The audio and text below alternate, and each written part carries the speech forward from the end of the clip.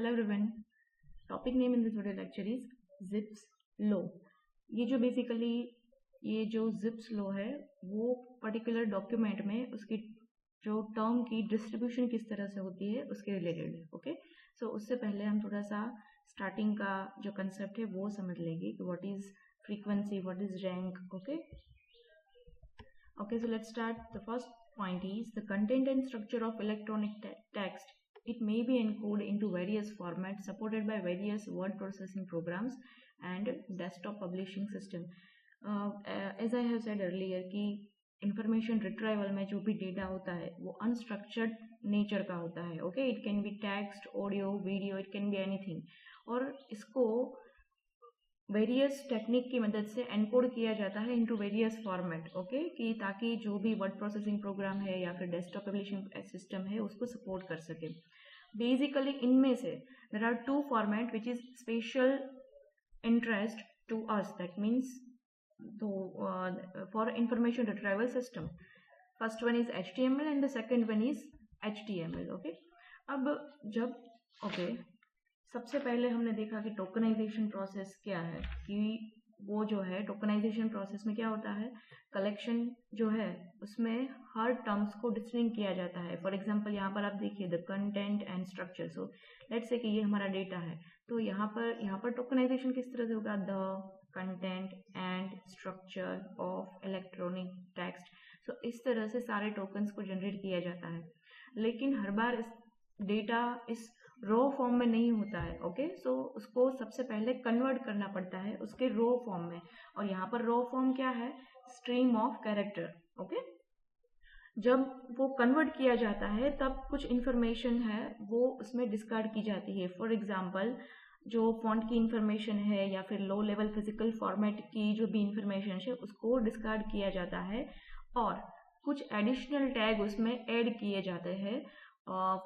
For example यहाँ पर आप देखिए, यहाँ पर एक जो फिगर है, ओके, ये जो फिगर यहाँ पर कैप्शन आप देख सकते हैं, टोकनाइजेशन ऑफ शेक्सपियर्स मैकबेथ. इसका ये नाम का जो प्ले है ये उसकी टोकनाइजेशन है. ओके, अब आप देखिए उसके किसी प्ले में इस तरह से यहाँ पर यहाँ पर एक टैग आपको दिख रहा होगा, that is speaker.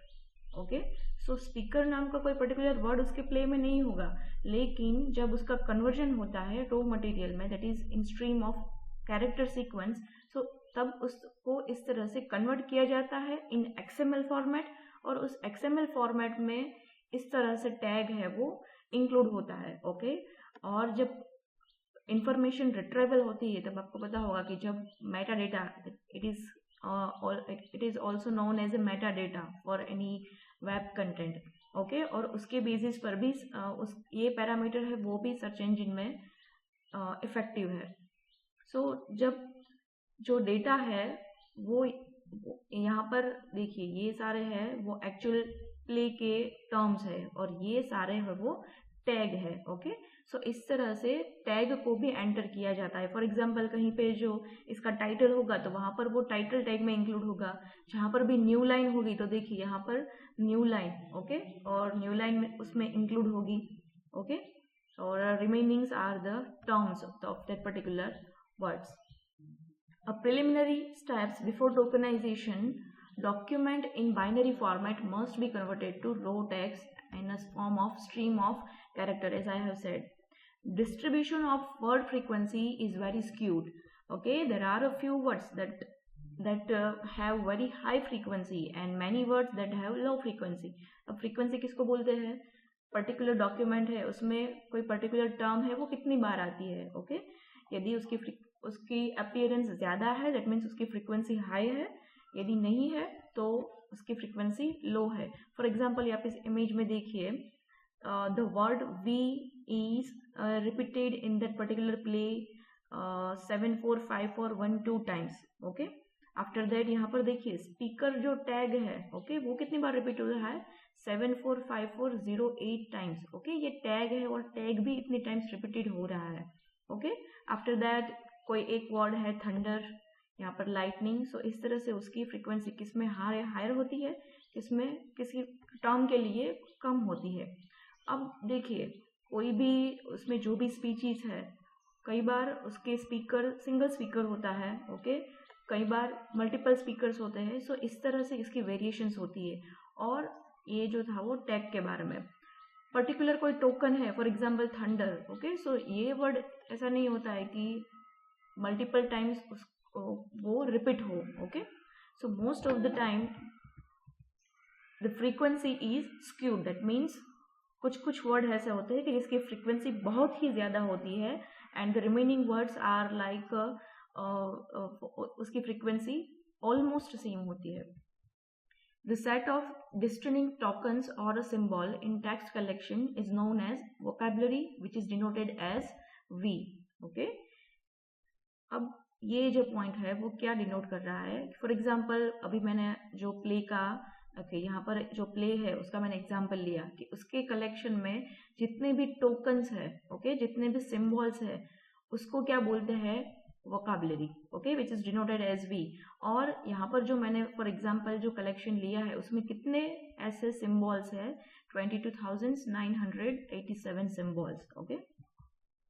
For example ये हो गई मेरी वोकाबुलरी, ओके, यहाँ पर देखिए, और यहाँ पर हर वर्ड है वो डिस्टिंक्ट है, जो सिंगल वर्ड है, ओके, दैट इज सिंबल।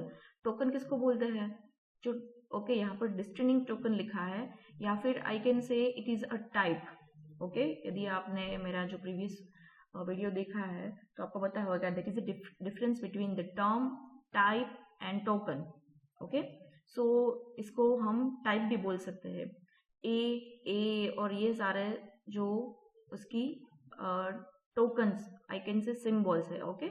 इसमें कोई भी रिपीटेड नहीं होगा, लेकिन उसके बाद यहाँ पर ये जो इमेज है उसमें मैंने उसकी फ्रीक्वेंसी दिखाई है अलॉन्ग विथ इट्स रैंक। अब आप देखिए यहाँ पर जो लाइन टैग है उसकी फ्रीक्वेंसी इतनी है, as and you know that it is a tag and it is in pair, it is in use in pair, meta tag है वो pair में use होता है, ओके। सो लाइन और यहाँ पर उसका क्लोजिंग टैग, सो उसकी भी फ्रीक्वेंसी उतनी ही होगी, ओके। सो ये ओपनिंग लाइन, ये क्लोजिंग लाइन, और दोनों की फ्रीक्वेंसी सेम है। और इसमें ये जो है उसकी रैंक फर्स्ट है और इसकी सेकंड, ओके। सो जिसकी भी फ्रीक्वेंसी हायर है उसके हिसाब से उसकी रैंक पे होगी, ओके। जिसकी फ्रीक्वेंसी बहुत ही कम है तो उसकी रैंक की नंबरिंग है वो ज्यादा होगी। फॉर एग्जांपल यहाँ पर देखिए, यहाँ पर जो फ्रीक्वेंसी है फॉर दिस टोकन मी, उसकी फ्रीक्वेंसी कितनी है? 7753, which is very low compare to this line tag, okay. So that is why its rank is 20 and over here it is first rank, okay. So I hope you are getting my point. यहाँ पर just हमने क्या किया, particular token को लिया, उसकी frequency कितनी है हमारे कलेक्शन में, दैट मीन्स वो कितनी बार अपीयर होता है। यहाँ पर द देखिए तो द कितनी बार अपीयर होता है कलेक्शन में? 28,317 टाइम्स, ओके। और उसकी रैंक क्या हो गई?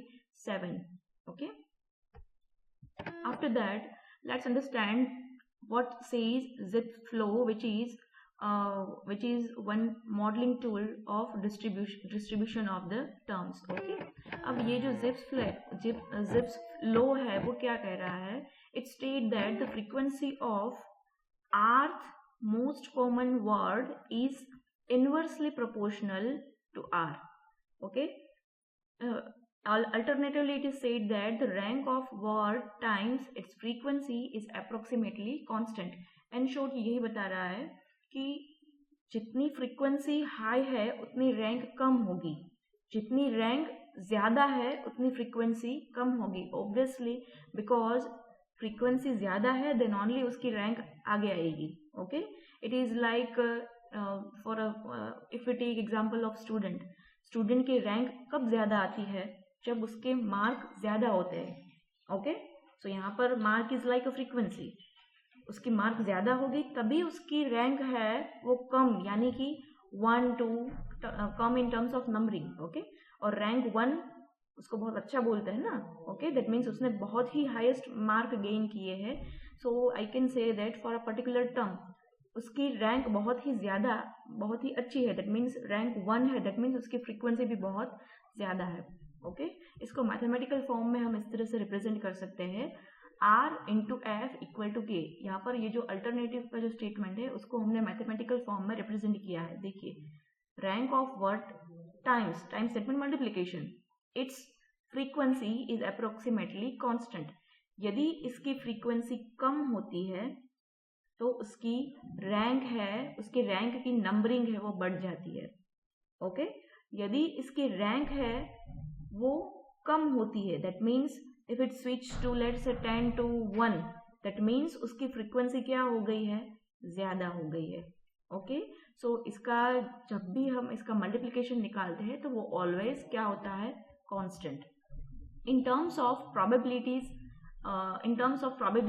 Zipf's flow can be represented as R multiplied by PR equal to C. यहाँ पर भी सेम फॉर्मूला ही है, लेकिन जस्ट यहाँ पर हमने फ्रीक्वेंसी को प्रोबेबिलिटी के फॉर्म में रिप्रेजेंट किया है. Okay, where PR is the probability of occurrence for the rth ranked word.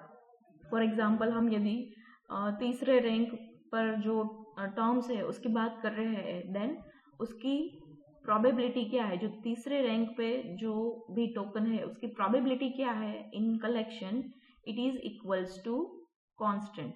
Okay, आगे बढ़ते हैं. Mathematically the relationship can be expressed as in this form also. यहाँ पर देखिए अप्रोच सेम ही है. ओके, यहाँ पर हमने उसको लॉगरिथम फॉर्म में रिप्रेजेंट किया है. Log of frequency equals to C minus this is alpha multiplied by log rank. Okay, or it is also equivalent as fi.